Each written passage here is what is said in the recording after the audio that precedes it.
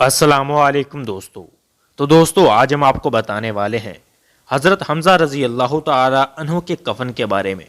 हज़ूर अक़दस सल्लल्लाहु अलैहि वसल्लम के चचा हज़रत हमज़ा रज़ी अल्लाह तआला अन्हु ग़ज़वा उहद में शहीद हो गए और बेदर्द काफरों ने आपके कान नाक वगैरह सब अज़ा काट दिए और सीना चीर कर दिल निकाला और तरह तरह के जुल्म भी किए।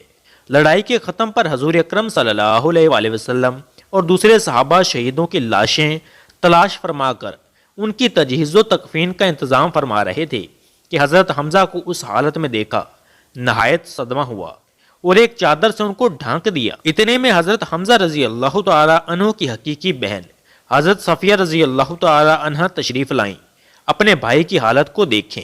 हज़ूर अकरम सल्लल्लाहु अलैहि वसल्लम ने इस ख्याल से कि आखिर औरत है, ऐसे जुल्मों को देखने का तहम्मुल मुश्किल होगा, उनके साथज़ादा हज़रत ज़ुबैर रज़ी अल्लाह तआला अन्हु से इरशाद फरमाया कि अपनी वालदा को देखने से मना करो। उन्होंने वालदा से अर्ज़ किया कि हज़ूर अकरम सल्लल्लाहु अलैहि वसल्लम ने देखने को मना फरमा दिया। उन्होंने कहा कि मैंने ये सुना है कि मेरे भाई के नाक कान वगैरह काट दिए गए हैं।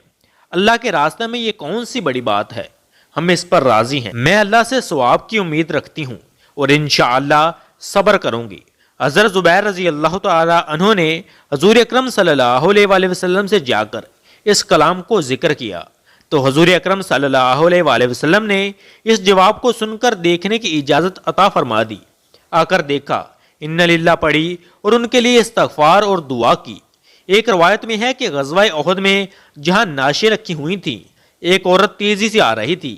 हज़ूर अकरम सल्लल्लाहु अलैहि वसल्लम ने फरमाया, देखो औरत को रोको।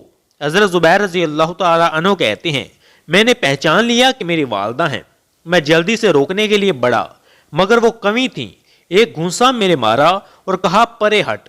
मैंने कहा कि हज़ूर अकरम सल्लल्लाहु अलैहि वसल्लम ने मना फरमाया है, तो फ़ौरन खड़ी हो गई।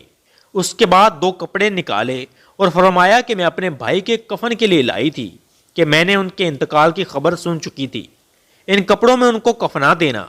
हम लोग वो कपड़े लेकर हज़रत हमज़ा को कफनाने लगे कि बराबर में एक अंसारी शहीद पड़े हुए थे जिनका नाम हज़रत सुहेल रज़ी अल्लाह तआला अन्हु था। उनका भी कुफार ने ऐसा ही हाल कर रखा था जैसा कि हज़रत हमज़ा का। हमको इस बात से शर्म आई कि हज़रत हमज़ा को तो दो कपड़ों में कफन दिया जाए और अंसारी के पास एक भी ना हो, इसलिए हमने दोनों के लिए एक एक कपड़ा तजवीज़ कर दिया।